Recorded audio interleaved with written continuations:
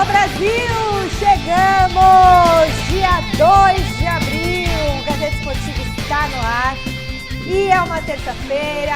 É o seguinte, galera, sigam em frente, ó, linha reta, entendeu?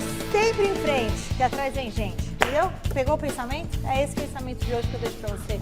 E comigo aqui tá essa dupla que é ponta firme, o tetracampeão Miller! Baita! Boa noite. Até hoje, já. Boa noite, boa noite e boa tarde. Boa noite, boa tarde. Esse garoto aqui, que é garoto na aparência, mas tem um baita de um profissionalismo, uma responsa aqui, ó, nessas costas. José Pai! Obrigado pelas palavras, um beijão pra todo mundo. Como é bom ter vocês aqui pra comentar o programa de hoje, que tá quente demais. Se liga só. Tem acusação grave do John Textor a respeito do Brasileirão do ano passado, mas ainda sem provas, né? Então a gente comentou isso ontem, mas continua essa situação. Tem tudo sobre a estreia do Corinthians hoje na Sul-Americana. Ê, Coringão, agora tá valendo. E o Santos abriu as portas da esperança do CT para a imprensa. Você vai conferir, claro, a gente vai falar do Palmeiras, tem os inscritos na Copa Libertadores. E a gente também traz uma boa notícia para o torcedor São Paulino. Então, corre para pegar um lanche rapidinho. É o salgadinho que você quer, né? Então pega aquele salgadinho que agora tá podendo e a gente volta depois dessas dicas. Turminha, já voltamos. Antes de seguir por aqui, eu tenho um aviso muito importante. Você aí que gosta de ficar muito bem informado, tem que fazer parte, vamos pro telão, do canal de WhatsApp do Gazeta Esportiva. É isso mesmo. Lá no nosso canal do WhatsApp, você encontra notícias, vídeos, enquetes, fotos e muito mais. Não dá para perder tempo. Aponte o seu celular pro QR Code que tá aparecendo ali em cima, no cantinho da tela, e faça a sua inscrição. Tem até um meme meu lá que já colocaram, eu pulando assim, ó. Então, tipo, vai ter meme, vai ter muita coisa legal. E a gente pode até colocar, eventualmente, alguma reportagens, erros de bastidores. O que vocês tiverem vontade, a gente coloca lá no nosso canal do WhatsApp. É bem bacana, tá? Você já tá no nosso canal? Óbvio, tô lá. Eu já tô no Zap. Você já tá, Miller? Não, ainda não. Ainda não. Bom, todo mundo mandando mensagem pro Miller, entendeu? A hora que ele entrar no canal... Vai estar escrito assim, ó, Miller. Vamos direto descer a serra? Bora descer a serra. Será que teve neblina hoje? CT Rei Pelé abriu as portas para a imprensa. Para você, para todo mundo que está acompanhando o Gazeta Esportiva, olha, Michele, o Santos não treinou com o time completo. Você me perguntou disso? Não treinou. A gente ficou cerca de 1 hora dentro do CT Rei Pelé. A gente viu a galera aquecendo, depois um treinamento ali técnico com bola, também com prioridade física, nada de treinamento tático ou coisa parecida. Depois disso, o Fábio Carille comandou um treino de campo reduzido e aí sim a gente viu uma disputa, só que nesse momento os titulares foram lá para dentro, foram para a musculação, fazer um trabalho regenerativo e só os reservas ficaram naquele treino de campo reduzido, trabalho tático, sim, aí sim, com gol, time e tudo mais. Por que o time do Santos não estava completo dentro do campo do CT Rei Pelé? Porque o Júlio Furch continua entregue ao departamento médico. Ele sentiu uma lesão ainda no primeiro tempo da primeira final contra o Palmeiras no último domingo, passou por exames e foi constatado que ele está com um quadro de inflamação no tendão e no músculo adutor da coxa esquerda.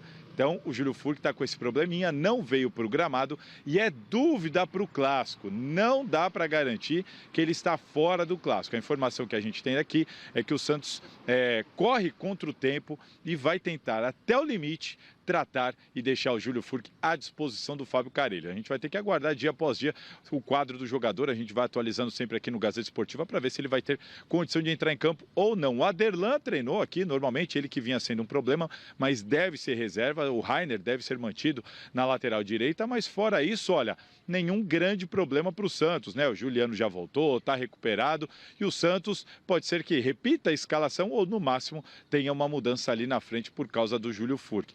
E é isso, Michele. Treino aberto e dessa vez foi o treino mesmo, não foi 15 minutos, não foi só o aquecimento. Claro que a gente não assistiu um treino tático, escalação, nada disso, mas convenhamos, a gente já sabe a escalação do Peixe e pelo menos a gente tem a oportunidade aí de mostrar para o nosso telespectador todo o trabalho nessa semana de véspera aí de final de Campeonato Paulista. O Santos não é campeão desde 2016, há 8 anos não chegava numa grande final. Muita expectativa por aqui, inclusive amanhã, já fica o convite aqui no Gazeta Esportiva, vai ter um Povo Fala. Eu, o Braguinha, o Eduardo Valeriano aqui, a gente rodou a cidade, foi lá para a praia para ouvir a galera, né? Qual que é a expectativa do torcedor para essa grande final? E amanhã a gente mostra isso para vocês. E é o seguinte, Mi, daqui a pouquinho eu volto, tenho mais notícias para vocês e uma notícia boa para o torcedor santista. Beleza, Salazar, mas não adianta a pauta, não, que senão a concorrência copia, entendeu? Que aqui a gente tem muita ideia e depois os nossos amigos copiam. Beijo para os nossos amigos, que eu amo todos, mas assim, primeiro a gente põe a nossa no ar, depois eles copiam. Fala, José Paz. Pois é, Michele, eu gosto muito do Carille liberando aí pra imprensa conseguir, pra imprensa assistir o treino, né? 1 hora, isso que eu falei, não achei que era 15 minutinhos, Miriam, né? 15 minutos é no Corinthians, que eles têm que esconder muita coisa, eu acho. Aí fica 15 minutos, agora 1 hora é lá no Santos. E o Carille, o que eu venho dizendo aqui no Gazeta Esportiva, ele não quer inventar o que já está inventado. Então, um treinador que confia no próprio taco, que está fazendo um bom trabalho. Todo mundo hoje em dia já sabe o que todo mundo vai fazer, né, Miller? Não tem muito o que esconder. Hoje todo mundo tem acesso a muitas imagens.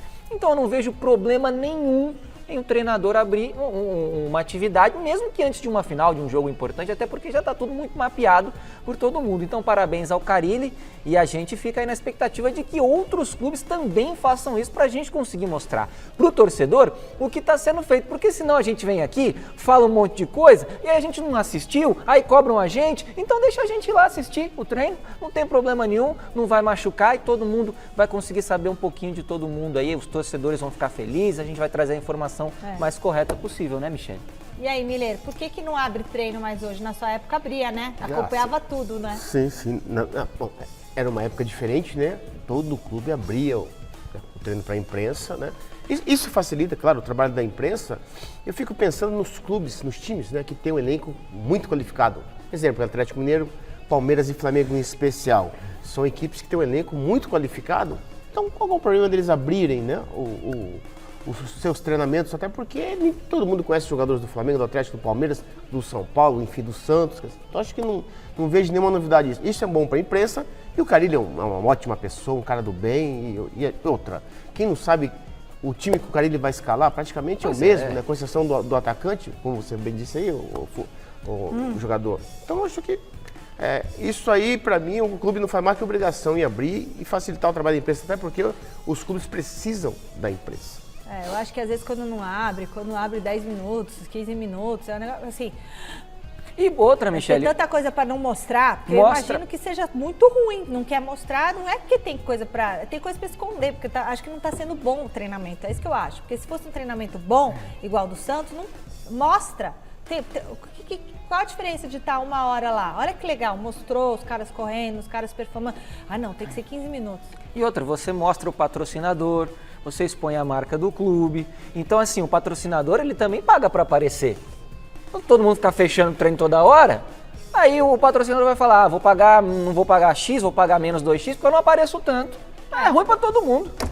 Hoje tem estreia do Timão na Copa Sul-Americana lá no Uruguai. Daqui a pouquinho a gente vai falar mais sobre o duelo, mas já vamos adiantar o assunto com a nossa enquete. Qual será o resultado de hoje? Vitória do Racing? Empate ou vitória do Corinthians, gente? E olha, não sei, não estou sentindo uma coisa muito boa. Mas entra lá no site gazetesportiva.com e deixa o seu voto, que é o que realmente importa. Você também pode acompanhar o programa, você sabe, né? Pelo nosso canal do YouTube, youtube.com/gazetesportiva. O que vocês acham, gente? Dá para o Corinthians ganhar do Racing? É que eu acho que o Corinthians, não sei, não jogou bem ali contra o Londrina, vai jogar bem contra o Racing. Mas tudo bem, então me falando que não é aquele Racing, é o Racing genérico do Uruguai. É o do Uruguai, não é o da Argentina, nem assim não. Eu acho que é bom também. Mas assim, Michele, jogo amistoso é uma coisa, jogo que vale 3 pontos é outra coisa, jogo treino é outra coisa. Esse jogo não precisa nem ter, é vitória do Timão. Amém. Pode me cobrar amanhã. O Corinthians vai ganhar, Miriam. Você tá em grande fase, você tá acertando bem. O Corinthians vai ganhar, pode vir na minha. Sem dúvida nenhuma, o Corinthians é mais time que esse Racing, né, do Uruguai, time fraco. o campeonato uruguaio é um campeonato fraco, né? Então, o Corinthians, acredito que vença lá em Montevidéu e aqui também. Bom, será? Aí ia ser bom, né? O Corinthians está precisando dessa moral. E a fúria do John Textor não acaba. Ontem, depois de acusar novamente o Palmeiras de ter se beneficiado por uma manipulação de resultados, o dirigente botafoguense emitiu uma longa nota no site oficial dele, atacando agora o São Paulo e o Fortaleza. Então a gente separou 2 trechos, abre aspas. O jogo Palmeiras e Fortaleza de novembro de 22 foi, segundo grandes especialistas de inteligência artificial, manipulado por pelo menos 4 jogadores do Fortaleza. Vários outros jogadores exibiram desvios anormais em situações-chave de marcação de gols, embora apenas 4 jogadores tenham ultrapassado os limites que estabeleceriam provas claras e convincentes de manipulação de jogo. Deve ficar claro que as provas não estabelecem o motivo nem sugerem que qualquer clube ou qualquer parte tenha sido responsável pela manipulação, para além dos jogadores específicos identificados. Na extensa nota, o dirigente ainda acusou o São Paulo. Olha só o que ele fala do São Paulo. O jogo Palmeiras e São Paulo de outubro de 2023 foi, segundo grandes especialistas em inteligência artificial, manipulado por pelo menos 5 jogadores são paulinos. Um total de 7 jogadores apresentaram desvios anormais em situações-chave de marcação de gols, embora apenas 5 jogadores tenham ultrapassado os limites que estabeleceriam provas claras e convincentes de manipulação de jogo. É o mesmo texto. Deve ficar claro que as provas não estabelecem o motivo nem sugerem que qualquer clube ou parte tenha sido responsável pela manipulação para além dos jogadores específicos identificados, fecha aspas. Bom, o que é importante destacar? Que o Textor, ele não apresentou qualquer prova das acusações e das alegações dele. Ele apenas colocou isso daí novamente. A direção do São Paulo não perdeu tempo e se manifestou a respeito dessas acusações. A gente separou um trecho do pronunciamento do presidente Júlio Casares. Pode rodar, diretor. Eu quero aqui colocar o nosso repúdio às declarações insensatas do senhor John Textor.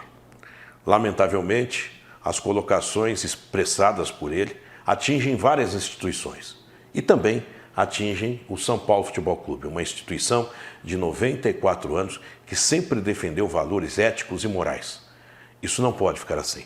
O São Paulo tomará e está tomando medidas práticas, objetivas, junto ao STJD, junto à esfera civil e junto à esfera criminal. Fica aqui a posição do São Paulo de repudiar tal medida, de repudiar tal declaração, atitude que não ajuda o futebol, não contribui ao futebol.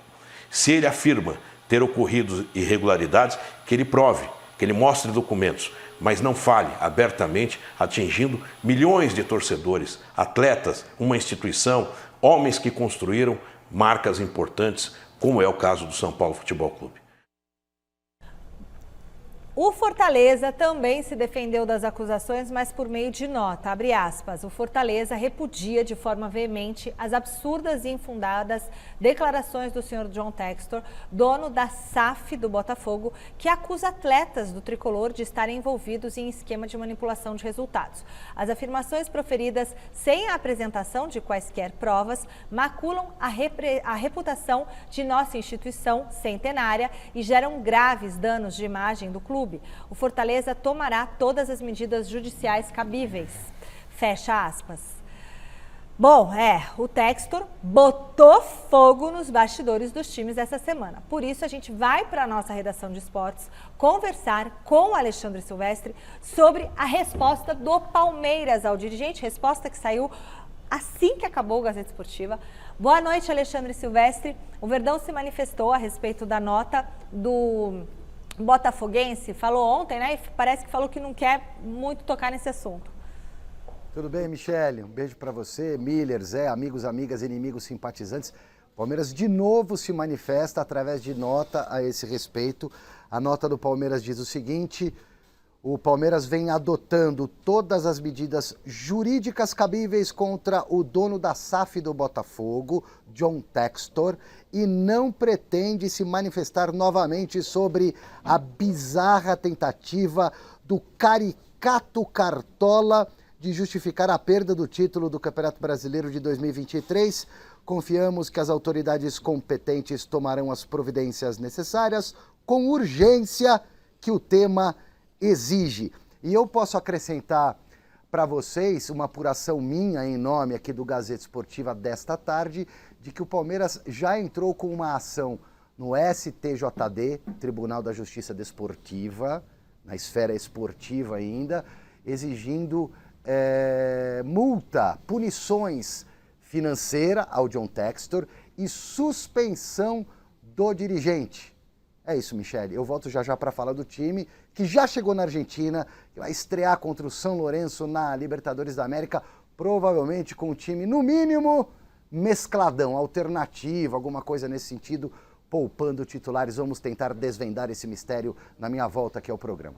O que eu quero saber é a escalação da equipe. Bom, José Paes e Miller, o que vocês acham dessas acusações do John Textor, né? Então ele está insinuando, não é da arbitragem e não é do clube, é de atletas que estariam envolvidos com o esquema de manipulação. Acho que, imagino que seja coisa de aposta, que aí o cara pode perder pênalti, né? Sabe como é esse negócio de aposta? Você pode colocar várias situações, não é isso? Não, não é isso. É isso, não é conduta anormal? Aposta não? Ele não deixa claro se é em relação à aposta ou não, mas ele deixa claro sim que alguns jogadores tiveram uma conduta anormal, que ele diz ali na nota, né? Mas assim, é muito simples. Aquilo que você diz, você tem que provar. Se você não prova, aí começa a ficar complicado, porque o John Textor, ele vem aqui no Brasil, um americano, compra uma SAF importante de um grande clube como é o Botafogo. Então, assim, ele tem que ter o mínimo de noção quando ele fala essas coisas. Eu acho que é a dor da derrota isso aí. Pode ser, porque ele tem um canhão nas mãos, ele tem um grande clube nas mãos, ele fala por um grande clube do futebol brasileiro com uma história gigantesca. Então, assim, você tem que ser responsável na hora que você fala esse tipo de coisa. Se você tem a prova do que você está falando, vai lá e prova e deixa tudo certo. Agora, a inteligência artificial viu isso, a inteligência artificial viu aquilo. É muito complicado, Michele. Porque tem muito complicado. Você abre vários precedentes, tem a questão da subjetividade. O presidente Júlio Casares, até em outro momento ali da fala dele, ele diz isso, tem a questão da subjetividade. Agora, ele foi muito objetivo, o John Textor. Então, ele tem que provar. E se ele não provar, ele tem que ser punido judicialmente, sim. Os clubes citados têm que recorrer à justiça comum contra o John Textor, ainda porque bem que isso ele é um não absurdo. falou o nome também dos jogadores, porque senão aí o processo ficava mais feio pro lado E outra, dele. tem que dizer que tal de inteligência artificial é essa que ele que usou. inteligência Porque é assim, o jogador, ele é um ser humano, Miller, então ele erra um lance normal. Ele quer acertar, óbvio. Mas que ele quer acertar. Teve um jogador que foi, acho que foi do Santos, que foi pego. O Eduardo Bauer, mano. E era negócio de aposta. Era aposta, mas aí ficou comprovado realmente. Ali era um negócio de aposta. Sim, ali o John Textor não cita em nenhum momento a aposta. O caso dele não tem a ver com a aposta. Exatamente, em nenhum momento. A gente não tem certeza ainda, né? Então, assim, tudo que ele diz ali, ele tem que provar. É muito simples. Para mim é muito como claro. Como é que faz? Quando você estava jogando, teve alguma questão de manipulação de resultado naquela época? Não teve? Não. Na sua época, não, né? No Brasil... Foi depois, No Brasil não existia isso. Até porque o jogo em si começou agora, né? Nesse novo casa século, de aposta é agora. Isso é bem antigo. Não, mas podia ter o quê? De juiz, alguma coisa, né? Mas era difícil. Difícil. Isso é uma coisa antiga, né? E bem famosa na Itália, né? Por exemplo, na Europa, né? O Rossi, o saudoso, né? Rossi, campeão mundial com a seleção italiana na Espanha, ele antes de ir para a Copa, ele ficou 2 anos parado, preso. Não ficou. Ele ficou preso 2 anos por conta que ele se vendeu, né? Vendeu jogos lá, quer dizer. Então, ele se vendeu, não o time, né? Então, como o José Paes disse, né? Ele tem que provar o que ele está dizendo, provando uma outra coisa. Os jogadores Aleph, Bauer, eles foram punidos, né? Eles foram penalizados por uma grande investigação do Ministério Público. Exatamente. Né? É diferente. Agora, o John Textor chega e fala isso sem prova nenhuma, Se caso não for provado, para mim, eu nem processaria ele. Tinha que ser banido do futebol brasileiro. Eu também acho que é uma alegação muito grave. Exatamente, está envolvendo vários clubes. Mexe com as instituições e com os profissionais. Consequentemente, vários jogadores. Porque se manipula o resultado onde? Dentro do campo. Sim, os jogadores têm família. Então é clube e jogador. Exatamente, clube e jogador. Provando é outra coisa. Agora, não provando, tem que ser banido. Eu não tenho conhecimento de um programa de inteligência artificial que consiga avaliar a jogada para saber a intenção do jogador. O Ministério Público conseguiu fazer isso com provas convincentes. Sim, mas tinha depoimento. Diferente. Provas convincentes, exatamente. Provas convincentes. Ele não. Bom, agora de volta com o Salazar, direto do CTR Pelé, teve novidade para o torcedor santista a respeito da punição aplicada pela FIFA, Salazar? Teve sim, Michele. A notícia é boa. O Santos soltou uma nota oficial hoje, durante o treinamento aqui. A gente estava acompanhando todo o trabalho no CT, de repente veio a nota oficial. E o que ela disse? O Santos entrou em acordo com os dirigentes do Krasnodar, equipe da Rússia, que detentia os direitos do Cueva, quando o Santos contratou o Cueva. Enfim, o Santos nunca pagou o Krasnodar. Sobrou aqui para o Marcelo Teixeira resolver esse problema, já que o Santos estava impedido de fazer qualquer contratação. Levou como punição o famoso transfer ban da FIFA. Pois bem, segundo a nota oficial do Santos, o Krasnodar receberá cerca de 4,5 milhões de dólares, dá mais ou menos 20 milhões de reais, em 4 prestações até junho deste ano. O Santos promete pagar essas 4 prestações até junho deste ano. O Krasnodar topou e como topou, fez o acordo, o Santos então deve ter revogado essa punição imposta pela FIFA aí sobre o transfer ban. A princípio essa situação fica resolvida, a não ser que o Santos volte a atrasar uma parcela e tudo mais. A gente lembra aí do caso do Rojas no Corinthians. Se o Santos não atrasar nada, ficar tudo bonitinho, é isso. O Santos deve ter essa punição revogada, mas vai ter que aí desembolsar, não sabemos da onde, cerca de 4,5 milhões de dólares. Outra informação de hoje, outra nota oficial aqui do Santos, é o retorno do Cleiton Lima, técnico do time feminino aqui do Santos, foi técnico da seleção brasileira feminina, saiu aqui do Santos em setembro do ano passado, colocou o cargo à disposição porque estava tendo um problema com os jogadores, teve uma denúncia, inclusive de assédio contra ele. Pois bem, nunca provaram nada, não foram à polícia, teve uma sindicância interna, também não se provou nada contra o Cleiton Lima e o Marcelo Teixeira, então, trouxe ele de volta, já que o Santos, no lado feminino, vive uma má fase ali, estava precisando de uma mudança. Tá aí o Cleiton Lima de volta, estreia contra o Corinthians no dia 12 aqui na Vila Belmiro. E é isso, Michele. Uma última informação para você. A gente ficou 1 hora lá dentro acompanhando o treino e o assessor do Santos acabou de me mandar uma mensagem que ele está vendo Gazeta Esportiva, mandou um abraço para todo mundo. Vitor Anjos, que foi nosso repórter, você lembra bem, e ele disse o seguinte: olha, iríamos deixar o treino inteiro até o fim, só que aí os jogadores foram treinar cobranças de pênalti. Aí, como ele brincou comigo, aí os pênaltis não dá para deixar vocês filmarem, né? E é isso, Mil. Santos preparado ou se preparando para essa grande final do Paulistão. Pois é, então olha só, o Santos já pensando na possibilidade de penalidades máximas e aí, olha... Um abraço primeiro para o Vitor, que é um grande amigo nosso aqui. Pênalti é complicado mostrar mesmo, Michele, porque pênalti... Complicado mostrar e... porque pênalti, geralmente, o jogador, ele cobra de um... A não ser você que é craque, né? Mas assim, ele tem um estilo de cobrança. Sempre o mesmo, você diz? Então, ele não é que é sempre o mesmo, mas ele privilegia aquele estilo que ele tem segurança. Então, se você vai lá e mostra... Se bem que também os jogadores já bateram tantos pênaltis por aí, é tão fácil hoje em dia de você passar uma informação pro goleiro, mas o pênalti vamos deixar passar. O pênalti vamos deixar passar, é complicado mesmo mostrar. Como que você batia pênalti, Miller? Tinha vários jeitos ou era sempre, tipo, maioria? Não, é claro que o jogador, ele tem um canto preferido, né? Claro. Mas dependendo da circunstância, do movimento do goleiro, ele pode mudar. Aí erra. Entendeu? Lógico, você está sujeito a isso, né? Claro. Né? Mas acho que a maior possibilidade de fazer o gol é do jogador, com certeza, né? Até porque é um gol muito grande, né? 7 metros. Então, eu acho que o jogador, já que você conhece, porque o goleiro tem a obrigação de conhecer os batedores. Não no caso do Palmeiras e Santos, se vai para os pênaltis. O Everton, tanto o Everton como o João Paulo, tem a obrigação de conhecer os batedores do Palmeiras e do Ele tem que Santos. decorar. Os principais você sabe, o Veiga você sabe, né? Exatamente. Veiga, os bate caras- sempre de tal jeito. Os caras principais você acaba conhecendo, mas realmente o jogador ele tem um canto de segurança. Hoje tem uma No equipe treino. que levanta ali, ó. Ah, Os com últimos certeza.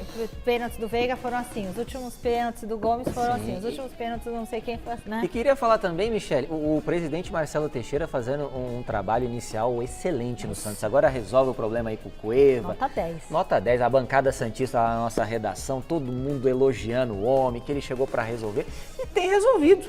A gente não pode falar o contrário. Não pode. Resolveu a situação do time dentro de campo, contratando peças aí que eu mesmo aqui questionei se dariam certo ou não. Estão dando certo. O Santos podendo ser campeão paulista aí depois de muito tempo, vislumbrando uma boa Série B do Campeonato Brasileiro pelo que vem fazendo no estadual. E fora de campo, o presidente também resolvendo os problemas burocráticos. Agora com essa questão do porque Cueva. o Marcelo Teixeira, ele não contratou apostas.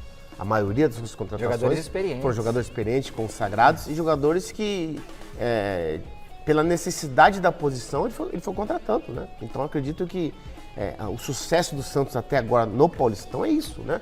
É um time tarimbado, um time bom, um bom treinador, e aí o time já encontrou rapidamente a sua identidade e isso é mais importante para a temporada. Hoje tem Corinthians em campo. Acabou. E a música? Boa saudade, fiel torcedor. Para você ficar por dentro de tudo que o Timão vai encarar na Sul-Americana, dá uma olhadinha nessa reportagem. Tá aí um título que falta na sala de troféus do Corinthians, a Copa Sul-Americana. E se no passado o clube dava de ombros pro torneio, agora a história é outra. A Sula virou uma das prioridades do Timão na temporada. E não é à toa, né? Afinal, o campeão pode embolsar cerca de 50 milhões de reais e ainda garante vaga na Libertadores do ano que vem, como cabeça de chave. De quebra, ganha um lugarzinho na próxima Copa do Brasil, competição que os corintianos ainda não estão confirmados, não. Para chegar lá, a equipe de Antônio Oliveira vai ter de passar primeiro pela fase de grupos. O Corinthians caiu no grupo F e tem a companhia de Argentinos Júniors, Racing Montevidéu e Nacional do Paraguai. Os argentinos, na teoria, representam a maior preocupação, mas nos últimos meses eles perderam peças importantes, como o volante Federico Redondo e o artilheiro Gabriel Ávalos. Já o Racing uruguaio vive uma crise daquelas, com apenas 2 vitórias em 6 jogos. Situação bem parecida com a do Nacional, que está totalmente focado em sair das últimas posições lá no Campeonato Paraguaio. Importante lembrar que na Copa Sul-Americana, só o primeiro colocado de cada grupo vai direto para as oitavas. Quem ficar em segundo vai ter que disputar um play-off com os times que caíram na Libertadores, ocupando a 3ª posição de seus grupos. A missão corintiana começa contra o Racing no Uruguai. Dá uma olhada na sequência. São 2 jogos como visitante nesse turno e 2 partidas como mandante no retorno. E atenção, hein? A primeira fase acaba no fim de maio já. Ou seja, os 6 jogos vão acontecer em menos de 2 meses. Com Brasileirão e Copa do Brasil no meio do caminho. Meus amigos, não vai ter moleza não. Pra fiel, só resta torcer e confiar no trabalho. Porque tempo pra se preparar, o Corinthians não pode reclamar. Pois é, isso e não vai ter desculpa. Não tem desculpa. A briga do Corinthians hoje é com Argentinos Júniors no grupo, né? Apesar dos jogadores que saíram aí, como disse o Salazar. E também, como disse o Salazar, hoje a Copa Sul-Americana não é uma competição que os clubes... não tô nem aí, porque é uma competição que dá vaga direta na Copa Libertadores da América do ano que vem. E é uma competição internacional que ganhou importância. Então, é uma das principais competições do calendário do Corinthians, sim, senhor. E o Corinthians tem possibilidade, por que não, de chegar até uma final e disputar um título. São times aí no grupo que não tem a história que o Corinthians tem. O Corinthians tem tudo para passar em primeiro lugar nesse grupo e ir avançando nas próximas fases. O Antônio Oliveira vem ajustando muito bem essa equipe e hoje, repito, a Sul-Americana faz parte sim das grandes competições do nosso continente e o Corinthians tem a obrigação de brigar pelo título dessa competição, Miller. A Conmebol, inteligentemente, ela conseguiu, né, quase que equilibrar a Conmebol junto com a Libertadores, até porque esse ano a Libertadores tem 7 brasileiros, né? Esses 7 brasileiros eles dão uma melhora em termos de qualidade para a competição. Isso é muito importante, né? Então a Conmebol inteligentemente fez o quê? Um propósito de campeonato e um propósito financeiro. A premiação da Conmebol pela conquista da Sul-Americana é muito boa, muito bom. E também um propósito de que um vencedor vai para a Libertadores. Então acho que a Conmebol fez isso muito bem. E os times brasileiros que não se classificam para a Libertadores, é claro que tem que pensar, né, mentalizar uma vaga na Sul-Americana, porque apesar dos times outros sul-americanos serem fracos, mas sempre tem um ou outro que se destaca e pode criar dificuldade para os brasileiros. Mas eu acredito que nesta Sul-Americana desse ano, Michele, a final vai ficar com o time brasileiro, 2 times brasileiros. Aí eu pergunto para você, Miller, e para o José Paz. José Paz, você não estava aqui ontem, era o Garrafa e o Silvestre, né? O Carille deu uma declaração aí no final de semana que o Gil, que o Juliano, o Corinthians não deveria ter dispensado esses atletas. Vocês concordam com isso, que esses atletas vão fazer falta nesse momento para o Corinthians? Aliás, que estão fazendo falta para o Corinthians? O que vocês acham? Eu acho que eles vivem um bom momento hoje no Santos, porque também já estavam desgastados no Corinthians. Acho que foi boa essa mudança para os dois. São 2 jogadores que estão mostrando aí que ainda tem lenha para queimar, mas que no Corinthians tem história, principalmente o Gil, uma história gigantesca no Corinthians, mas já estava desgastado, a torcida já estava pegando no pé. Acho que essa mudança de ares fez muito bem para esses 2 jogadores, tanto que estão aí na final do Campeonato Paulista, fazendo boas figuras dentro do Santos. Então eu vejo como boa essa. Agora todo mundo vai falar, poxa, engenheiro de obra pronta, né? Poxa, mas devia ficar lá no Corinthians, estão jogando depois, bem. Né, mas eu acho que estão jogando bem justamente por causa dessa mudança de ares aí, da saída lá para o Santos. E só uma coisinha além dessa Copa Sul-Americana, eu gosto desse regulamento que você pega os terceiros colocados da Libertadores, joga eles aqui para fazer um playoff na Sul-Americana, porque você eleva o nível também, Miller. Então você pega, tem bons times na Copa Libertadores da América ali ficando em nas terceiras colocações, e que podem disputar aqui a Sul-Americana para dar uma elevada no negócio, a briga fica boa, você chama o público para assistir essa competição também, para dar visibilidade, enfim, todo mundo fica interessado. Então eu acho bem legal esse regulamento aí da Sul-Americana. E o Juliano e o Gil? Olha, é claro que o Juliano já era esperado que ele ia embora, o Gil por conta do espaço, né? Até então tinha Lucas Veríssimo, o Corinthians não esperava perdê-lo assim. Exatamente. Então acho que não foi uma questão de capacidade, foi uma questão de preferência. E o Corinthians fez certo, não fez errado. E o Santos também fez certo em contratar o Gil, que está muito bem no Santos. É experiente e a Série B não tem muita qualidade. O Gil é um jogador, além de ser experiente, não tem mais a força de antes, mas ele sabe cortar caminho. Bom, claro que a gente vai conferir qual deve ser a escalação do Timão para encarar o Racing às 9h30 da noite. Então, na tela, olha só. Cássio no gol, Fagner, Félix Torres, Gustavo Henrique e Hugo fecham a linha defensiva, Ranieri, Breno, Bidon e Michael completam o meio de campo, Wesley, Yuri Alberto e Pedro Raul ou Romero fecham o ataque. Aí eu quero saber de vocês preferem o Pedro ou o Romero? Olha, Michele, quem tá jogando bem se escala, né? O Romero. E eu colocaria o Romero, que vem fazendo gols, vem sendo o artilheiro do Corinthians aí nesse início de temporada, tá pedindo passagem, tá jogando bem nessa função de centroavante, e colocaria ele. Eu repito, aqui já disse no Gazeta Esportiva, não é porque pagou um caminhão de dinheiro no Pedro Raul que ele tem que ser titular. Romero tá resolvendo os problemas, eu iria de Romero no primeiro momento. E também depois, se tiver que trocar, também não tem problema, todos fazem parte do elenco. Meritocracia. Exatamente, é meritocracia.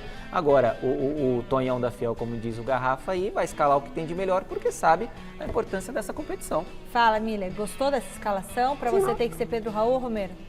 Então, para mim, nesse jogo, o Pedro Raul. Até porque o Antônio Oliveira ele vai pensar o quê? Ele vai pensar em elevar a estatura da sua equipe. Porque o Pedro Raul pode funcionar na frente como lá atrás, né, no escanteio contra-defensivo, né? Então, ele centralizando o Raul e abrindo um pouco o Yuri Alberto, aí é o Wesley ou Romero, eu prefiro o Wesley, com certeza, que na individualidade ele tem mais força e mais objetividade, né? O Romero está fazendo gols, né? É um jogador que tem sido importante para o Corinthians. Mas eu escalaria esses 3, Yuri Alberto, Pedro Raul centralizado e o Wesley lá na frente pela esquerda. Muito bem. Bom, última passagem pela redação de esportes, ele quer falar, ele não se aguenta. Silvestre, alguma novidade do Palmeiras na lista de inscritos para a Libertadores, Stallone?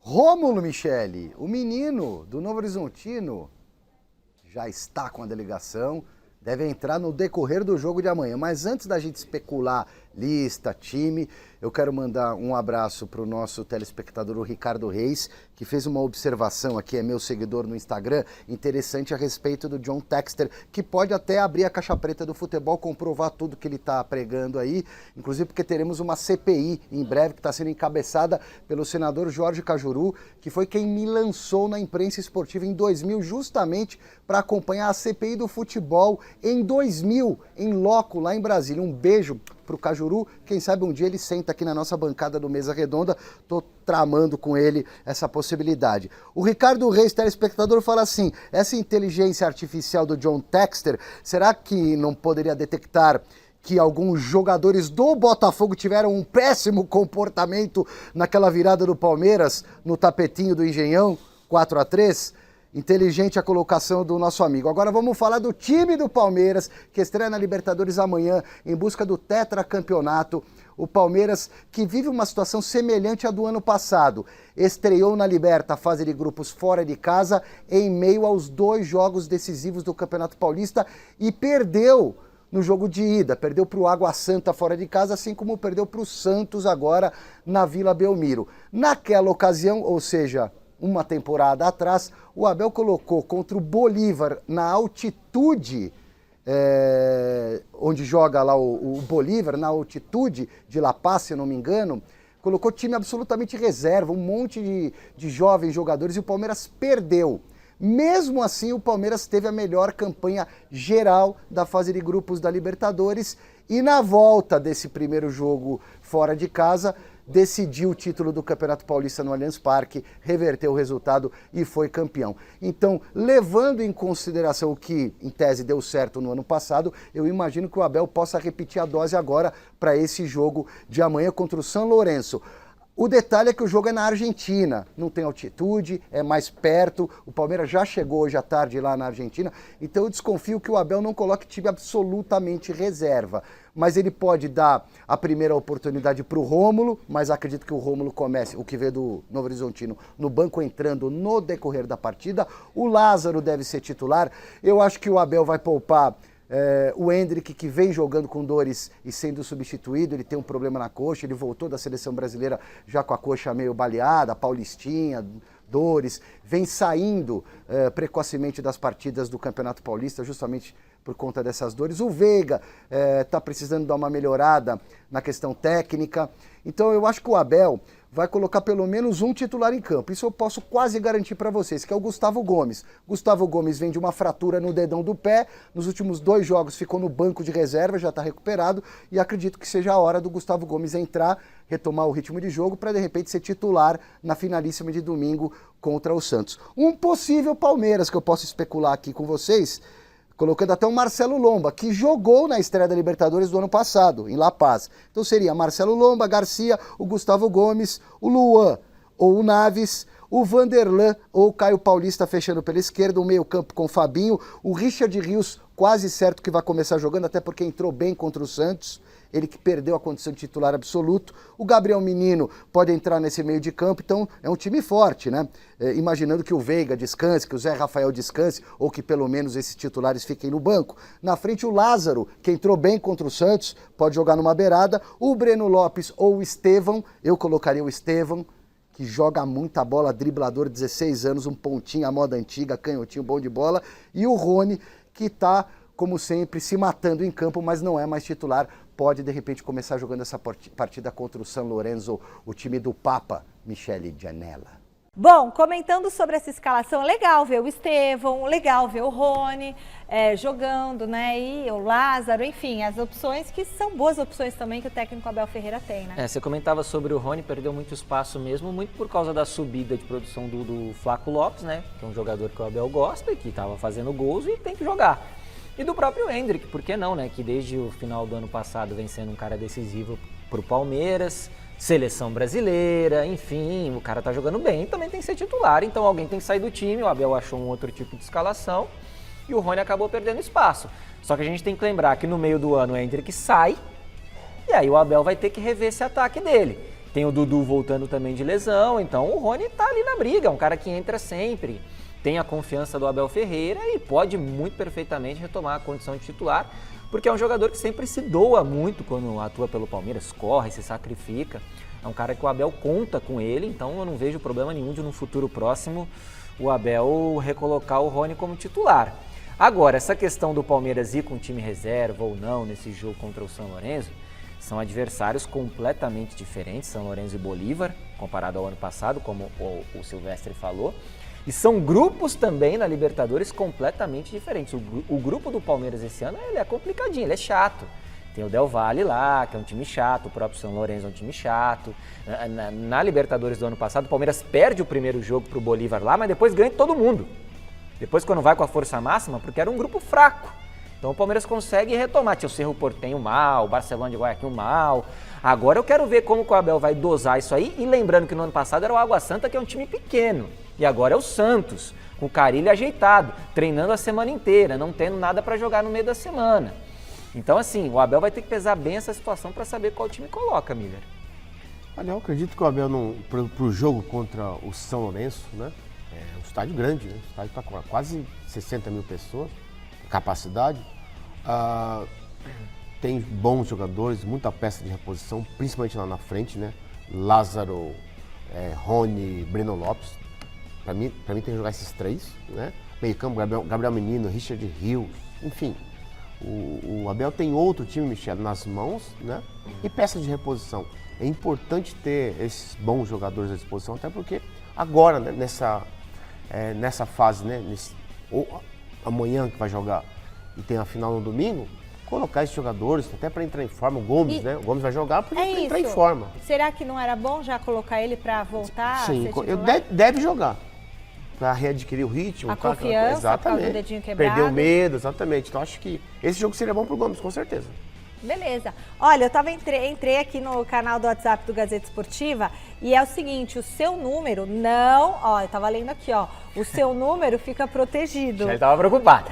Porque o Miller já tá lá, o Zé Paz tá lá, o nome da gente só é exibido para os administradores, tá? Então já estou seguindo, tô vendo todas as reportagens aqui, então siga o nosso canal do WhatsApp do Gazeta Esportiva. Depois a gente coloca aqui no cantinho aquele QR Code para vocês seguirem, tá? Ali, ó, tá aqui, ó, viu?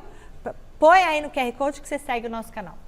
Você tá com saudade de ver o São Paulo jogar, torcedor tricolor? Você tá com saudade, Miller? Opa! O torcedor São Paulino com certeza não vê a hora do São Paulo estrear na Libertadores. O José Paz relembra a última partida do time do Carpini e projeta o que vem pela frente. Bora assistir.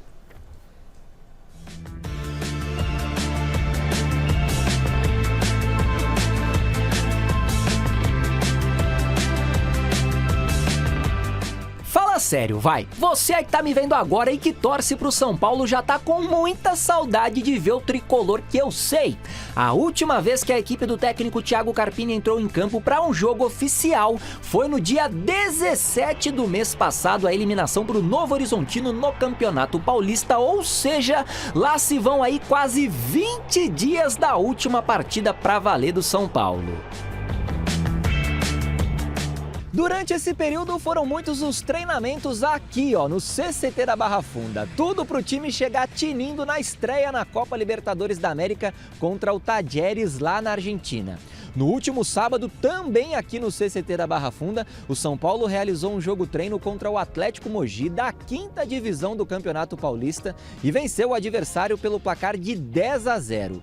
Nesse jogo, o colombiano Rames Rodrigues foi titular, o que deve ser uma tendência daqui em diante. Depois das ótimas atuações do meia nos 2 amistosos feitos pela Colômbia contra a Espanha e Romênia, o já pressionado Thiago Carpini se viu ainda mais pressionado a escalar o jogador entre os 11 iniciais do São Paulo. O que foi planejado para ele já está bem definido, de a gente evoluir gradativamente, e aí vai chegar um ponto que vai depender do atleta, o quanto ele suportar em campo, 60, 70, 80 e quando chegar aos 90. A gente espera que possa acontecer rápido, porque é um cara, tecnicamente, a gente não precisa perder tempo aqui falando do que é o Rames tecnicamente. Na sequência do jogo contra o Talleres, o São Paulo recebe o Cobresal do Chile no dia 10, na estreia do clube em casa na Libertadores. No sábado seguinte, a estreia pelo Campeonato Brasileiro diante do Fortaleza no Morumbis. Partida então é coisa que não vai faltar agora pro tricolor. E a torcida são paulina espera que ainda venham muitos jogos decisivos pela frente até o final do ano.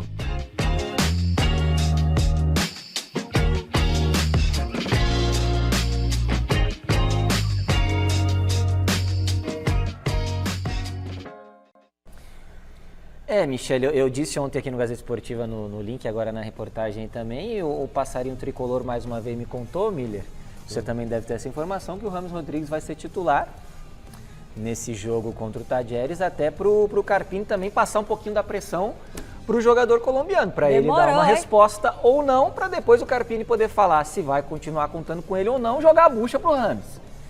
Então é um jogador que foi bem lá na data FIFA, fez 2 bons jogos contra a Espanha e Romênia, como eu disse aí, e que vai ter então, enfim, a sua grande oportunidade de começar como titular. Jogo grande, jogo importante de uma competição que o São Paulo conhece bem demais, Michele. E aí, Miller? Então, até porque, Michele, se o treinador não colocasse o Rames para jogar, ele estaria dando um tiro no próprio pé. Porque como que o Rames joga na seleção com a faixa, camisa 10, e joga bem, e não joga no São Paulo? Então ele estaria né, se contradizendo, né? E o treinador colombiano estaria desmentindo ele. Quer dizer, então, mas só que vale lembrar, Michele, que o Rames só vai entrar porque o treinador do São Paulo está pressionado. Sim, senão não só entrava, por conta né? disso. É verdade. Senão ele não colocaria. Entendeu? Então ele está sendo obrigado praticamente a escalar o Rames. Isso que eu fico chateado. Se não queriam o Rames, por que ficou então com Exatamente. Então, isso que eu fico chateado. Está colocando por obrigação, não porque ele fez bonito lá na seleção não dele. Por preferência. Então precisa o Rames ir para a seleção, jogar bem, arrebentar, todo mundo noticiar, todo mundo pressionar e aí ele colocar. Quer dizer que ele descobriu que o Rames é bom jogador agora? Que ele é útil agora? Assim, quer dizer, então... E tem uma boa notícia, viu, Zé, para o torcedor do São Paulo. O clube anunciou hoje a renovação de contrato do zagueiro Arboleda até o final de 2027. Eu quero saber se vocês gostam dessa notícia, porque o antigo vínculo era válido até dezembro desse ano. O que vocês acharam? Deu uma emperrada no início dessa negociação, Acho uma bom, travada. O empresário do Arboleda fez jogo duro e tal, porque é um bom jogador, é um cara que é super identificado com o São Paulo.